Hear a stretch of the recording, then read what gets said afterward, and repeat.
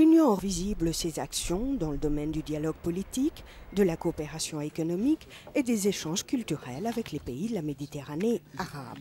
Pour ce faire, elle finance régulièrement, à travers des appels à propositions, la production et la diffusion de reportages et d'émissions de télévision.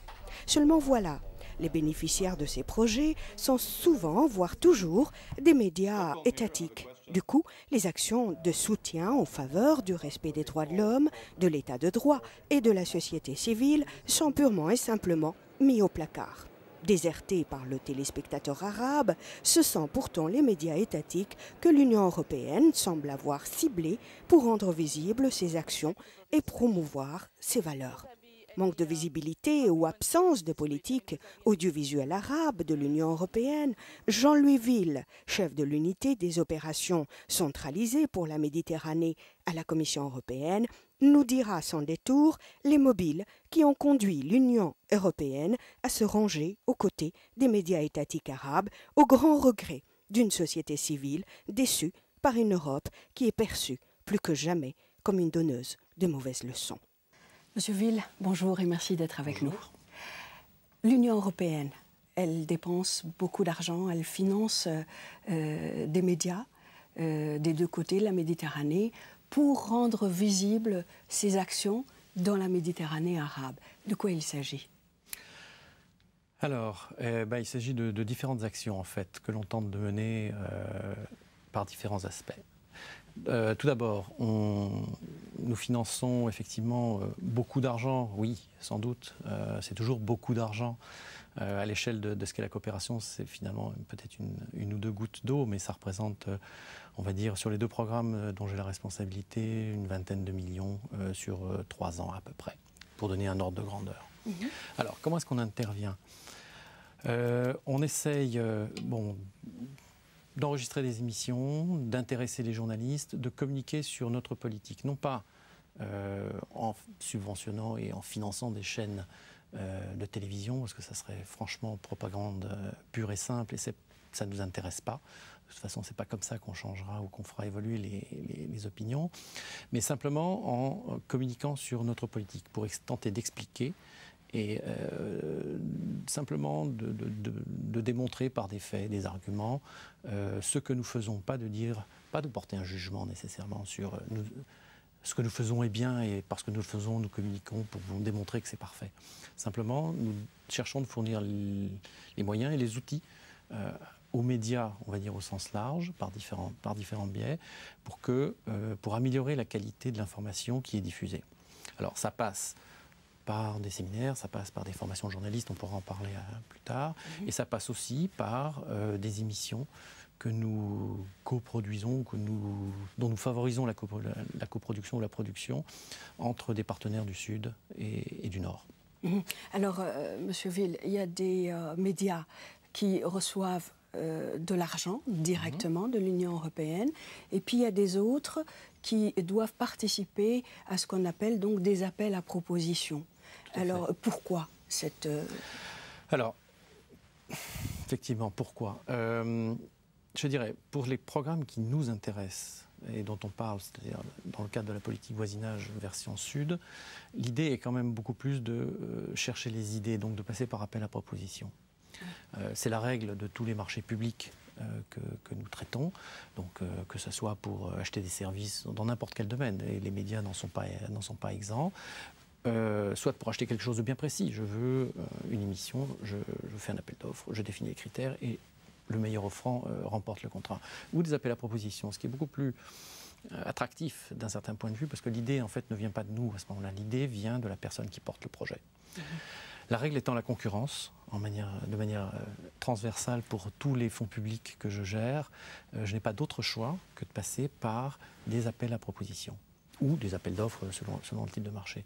Et donc c'est la mise en concurrence, la mise en compétition des idées. Évidemment, le résultat peut parfois être décevant, à savoir que quelqu'un qui arrive avec ce qu'il pense être une idée merveilleuse ne va pas nécessairement remporter le marché ou remporter l'appel à la proposition. Parce qu'une autre idée aurait été jugée meilleure comparativement par rapport aux critères. Mais de façon générale, je sais que c'est frustrant parce qu'il y a beaucoup de bonnes propositions qui parfois restent sur le bord du chemin parce qu'on n'a pas les moyens de les financer. Alors, en fait, on a décidé de faire cette émission pour vraiment rendre les choses beaucoup plus limpides, beaucoup plus claires, parce qu'il faut dire qu'au niveau, de l'autre côté de la Méditerranée, donc la rive sud, il y a toute une série de questions qui se posent par rapport aux critères de sélection. Alors, une question au hasard, comme ça, on se demande pourquoi c'est toujours les sociétés de production européennes qui remportent ces appels, donc ces contrats. Alors, pourquoi c'est toujours? D'abord, je ne suis pas certain, très vous souvent, le dites très souvent, on va dire. Ok, d'accord. Toujours, je crois que je ne serai pas aussi absolu que vous. Très souvent, bon, je n'ai pas d'explication, sauf peut-être une explication qui est simple.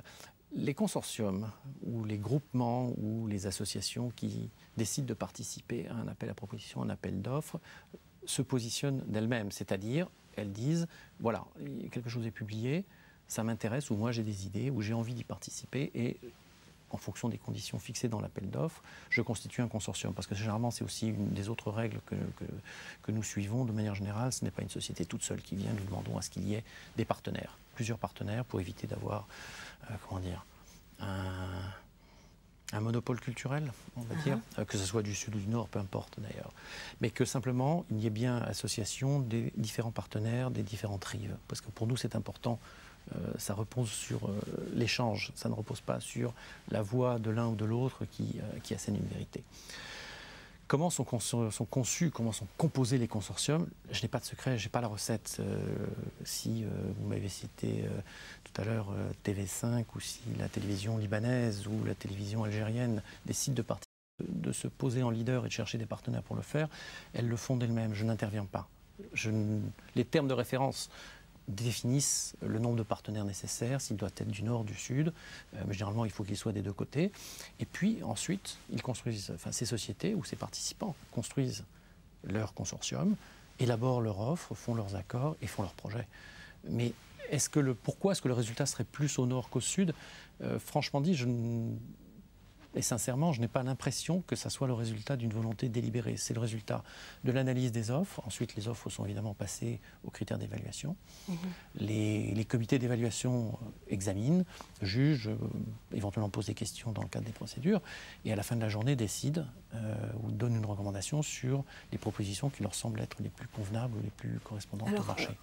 On a aussi donc épinglé un autre bémol, c'est que souvent, ou alors toujours, je pense, à ma connaissance, ce sont justement, on va parler que de chaînes de télévision, mais c'est valable et pour la presse écrite, la presse électronique et la radio. Donc ce sont les sociétés étatiques, les chaînes de télévision étatiques qui sont concernées par ces financements ou ces cofinancements.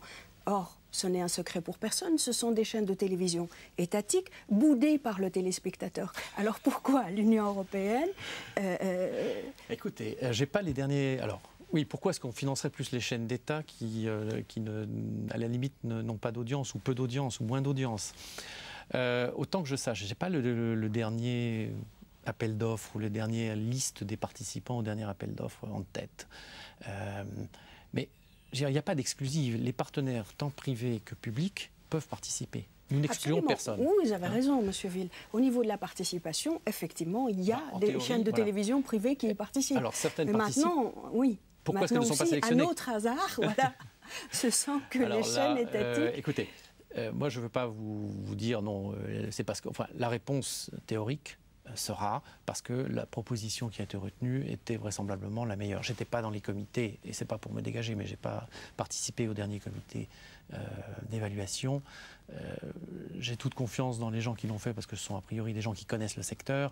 Et donc si à la fin de la journée, le classement, ou la fin de la réunion, le classement était celui-là, j'imagine qu'il y avait des raisons objectives par rapport au terme. Bien, ça c'est une réponse que je peux donner. Moi personnellement, c'est pas ni moi ni mes collègues qui pouvons décider a priori on va vers les chaînes publiques parce que les chaînes publiques méritent d'être subventionnées. En gros, c'est un petit peu je retourne votre question où je la caricature. Ce qui est incohérent aussi, c'est que les chaînes étatiques de ces pays-là ont les moyens financiers nécessaires pour financer, pour produire leurs émissions. En tout cas, celle du Nord, effectivement. Mais vous savez, toutes les chaînes publiques, privées... Vous dire que la chaîne étatique algérienne ou marocaine ou tunisienne ou que sais-je, égyptienne n'a pas les moyens de produire des émissions. Absolument. Mais je vais prendre un exemple qui n'est pas dans la zone méditerranéenne. Comme ça, je ne froisserai personne, nord ou sud. C'est un projet qu'on a fait vers l'Est, où effectivement on nous a demandé à une certaine époque, et peu importe, de subventionner, entre guillemets, une télévision ou de mettre en place un programme de télévision à destination d'un État de l'Est. On va taire son nom. Non, vous pouvez dire, allez-y. Non, mais c'était la Bélarus en l'occurrence. Très bien. Voilà. Et donc, on a effectivement monté un projet et on a eu des propositions qui nous sont arrivées d'opérateurs privés et d'opérateurs publics. Bon, dans le cas de figure, c'est une société privée qui a remporté l'appel d'offres. Très bien, j'ai pas de souci. Mais effectivement, parmi les offres, il y avait des offres de télévision publique qui avaient tout autant les moyens, peut-être même plus, admettons, que la chaîne privée qui a remporté le marché de produire et de faire le programme, au contraire. Pourquoi? Mais vous savez, je crois que les sociétés publiques comme les sociétés privées disent, tout le monde dit, elles ont le sens du profit, elles sont intéressées par le bénéfice, il faut qu'elles fassent de l'argent, sinon elles ne survivent pas, alors que les chaînes publiques, après tout, si elles ont un déficit, il y a toujours un État, un opérateur, une administration qui sera prêt à les soutenir parce que ce sont les télévisions publiques. Mais malgré tout ça, je veux dire, on voit que les chaînes publiques participent et gagnent et remportent les marchés pour ceux que je connais, évidemment. Hein, je ne peux pas parler de ceux que je ne connais pas. Donc, le fait que ça soit subventionné par un budget national, public, ne les exempte pas de se frotter à la concurrence. Et je crois qu'elles le font parfois. Et disons, on peut citer des exemples et des contre-exemples, peu importe, c'est pas le but. Mais je crois qu'elles le font à bon escient parfois. Elles produisent des émissions qui sont de qualité. Je ne dis pas que c'est la règle absolue. Mais de là à dire non, il ne faut pas les subventionner, ce sont des télévisions publiques qui ont des moyens et qui, de toute façon, quoi qu'il arrive, programme communautaire, programme de l'Union, programme de ça, auront des moyens de production dont ne dispose pas le secteur privé, je pense que je n'irai pas jusque-là. En tout cas, on a le sentiment que l'Union européenne, elle veut être visible par rapport aux officiels et aux gouvernants, pas à la société civile, encore une fois, parce que ce sont des chaînes qui sont regardées par les gouvernants et les officiels. Alors, je crois qu'effectivement, il y a peut-être un souci, parce qu'effectivement, si on s'adresse à si le contrat passe sur une chaîne de télévision publique, service public, on va dire, pour simplifier, il peut y avoir un certain type d'audience et un autre public qui ne sera pas intéressé parce que c'est la télévision d'État et que les programmes qui sont produits ne sont pas intéressants.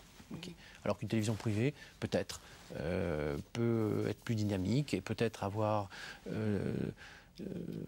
disons, un profil de programme ou d'audience qui est un petit peu différent et qui va peut-être la rendre un peu plus créative pour vendre l'idée. Nous, notre objectif, ce n'est pas de passer par les canaux officiels nécessairement. Nous, ce qui nous intéresse, le but de nos actions, peut-être qu'on n'y arrive pas, ou pas complètement, le but des actions et le but de nos interventions, c'est d'essayer de toucher, de faire prendre conscience à l'ensemble du public, maintenant que ce soit officiel ou société civile, mais y compris société civile, de ce que nous faisons.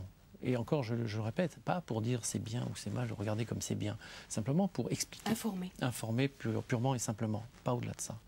Donc notre but, c'est d'informer. Et évidemment, pour nous, ne toucher qu'une partie du public, c'est un souci. Donc si on peut attraper la société civile ou si on peut avoir des journalistes qui s'intéressent, à qui on peut expliquer un peu plus, qu'on peut former un peu plus, à qui on peut donner des explications sur ce que nous faisons, ce que fait l'Union, comment ça fonctionne. Après, leur liberté de jugement, elle est entière. Ils diront ce qu'ils en pensent et ils le font très bien, j'ai pas de souci là-dessus.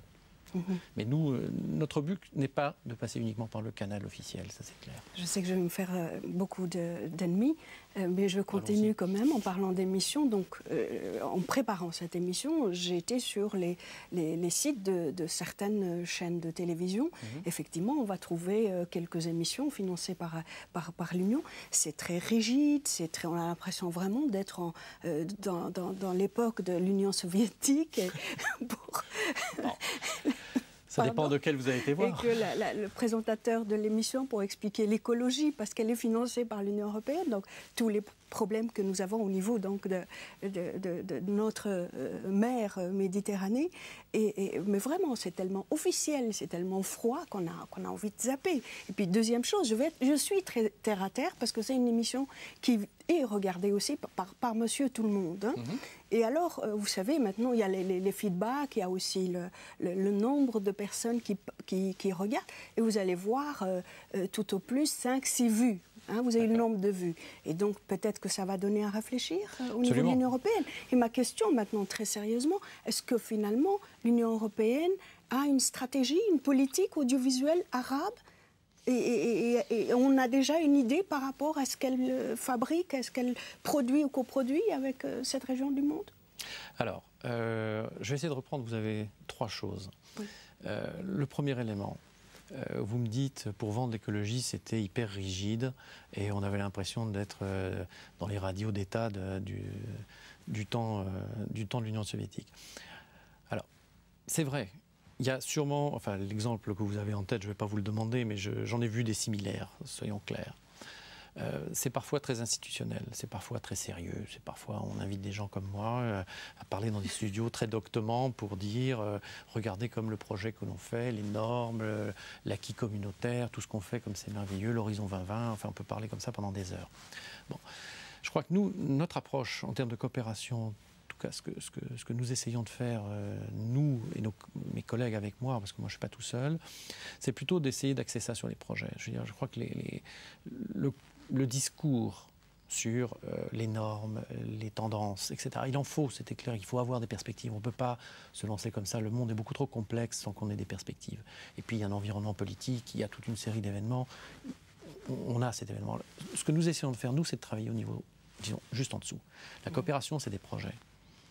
Et si on vend bien nos projets, on aura beaucoup plus d'impact que d'avoir un monsieur comme moi, peut-être trop sérieux, qui est dans un studio en train d'expliquer toutes les vertus des directives communautaires. Et je crois que ça, bon, c'est passé, ça se fait. Maintenant, on a plus ou moins de, comment dire, de succès. On a des pays où, malgré tout, la communication doit être très rigide, très officielle, très posée, on va dire. D'autres pays où la présentation des projets que l'on peut faire est beaucoup plus moderne, dynamique, vivace, critique à la limite, parce qu'il n'y a pas de raison que tout ce que l'on fasse, comme j'ai dit, est toujours parfait. On peut avoir une opinion divergente ou dissonante et c'est pas la fin du monde. Donc ça, c'est le premier élément. Le deuxième, c'est de dire, je ne crois pas que est-ce qu'on a une stratégie de communication vers la zone Méditerranée arabe, comme vous l'appelez. Est-ce qu'il y a quelqu'un qui, dans un bureau, ici, dans ce bâtiment ou ailleurs, à Bruxelles, est en train de réfléchir à comment? Peut-être. Franchement dit, peut-être. Je ne vais pas dire que je le sais ou je ne le sais pas, tout simplement. Et peut-être qu'il faut qu'on ait quelqu'un qui ait cette pensée stratégique, mais en tout cas, ce que je peux vous dire, c'est que moi, dans mon quotidien, avec les projets que je gère, avec les quelques dizaines de millions que j'ai pour la politique de communication, je n'ai pas une grande stratégie derrière moi, comment dire, avec la main de je ne sais qui viendrait pour essayer de déterminer la manière dont nous devons traiter, dont nous devons nous comporter vis-à-vis des médias du Sud ou du méditerranéen ou arabe. Certainement pas. Il n'y a pas de politique. Je dis, on peut avoir des stratégies de communication, mais de communication, de politique vis-à-vis de la zone sud et des médias de la zone sud, pas à ma connaissance. Alors on est en train d'effleurer depuis le début ce qu'est les actions donc de l'Union européenne. Trois actions les plus importantes, les sujets en tout cas, les domaines sur lesquels l'Union européenne veut vraiment mettre le doigt. En termes de coopération? Absolument. Écoutez, je crois que la Méditerranée, tout le monde a entendu parler de l'Union pour la Méditerranée, il y a 6 grandes priorités. Bon, 6 c'est déjà beaucoup, on pourrait dire, c'est presque trop. Si on doit se réduire à 3, mais là c'est un choix personnel, mais parmi ces... Je crois que clairement il y a un problème d'eau, c'est fondamental. Donc toute la coopération qu'on peut faire dans le domaine de l'eau, que ce soit pour la meilleure utilisation, que ce soit pour la dépollution de la mer, que ce soit pour la meilleure exploitation des ressources hydriques, pour la région, c'est fondamental. Le deuxième élément qui est un peu à la mode, bon, mais ça fait partie aussi des contraintes que l'on a, c'est tout ce qui est changement climatique, environnement. C'est lié à l'eau, mais ça fait partie du paquet. Tout ce qu'on fait actuellement est très, très orienté et très sensible à cette priorité-là. Et puis, je dirais l'énergie. Parce que l'énergie, pour le moment, on est sur un équilibre, sur un mode de consommation d'énergie avec des énergies fossiles qui sont plus au sud qu'au nord, et des transferts et selon un schéma qui est organisé.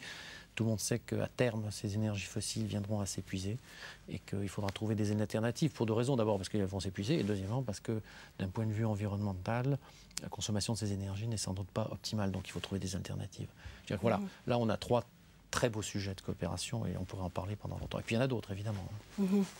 La culture aussi. La culture, tout à fait. Le dialogue interculturel, donc on en parle à travers les médias, on explique un petit peu pourquoi il faut respecter la culture de l'autre aussi. Tout à fait, je crois que dans la région c'est assez fondamental. C'est-à-dire c'est un élément important. Là aussi on a des actions, on a des programmes d'échange culturel. Il y a une fondation qui s'appelle la Fondation Naline qui est basée à Alexandrie qui développe une action dans ce domaine-là et qui, je crois, commence à porter ses fruits. C'est pas ça que je voudrais dire exactement, même si c'est une phrase facile, mais qui, en tout cas, déploie une activité qui est reconnue, je veux dire. Maintenant, le résultat, l'impact, je crois que ça ne se mesure pas simplement au fait qu'un forum a eu du succès ou qu'une déclaration a été adoptée. Je crois que c'est beaucoup plus fondamental et beaucoup plus sur le long terme. Le dialogue interculturel est nécessaire, et plus que nécessaire, mais ce n'est pas quelque chose dont on verra nécessairement le basculement du jour au lendemain. D'où d'ailleurs le grand projet du lancement d'une chaîne de télévision multilingue, multiculturelle, qui s'appellerait, je crois, TerraMed. Oui, donc... il y a beaucoup de projets, hein. C'est très bien d'ailleurs. L'intérêt de cette région, c'est qu'il y a énormément d'idées. Je le vois tous les jours, quel que soit le domaine. Donc, une chaîne multiculturelle en plusieurs langues.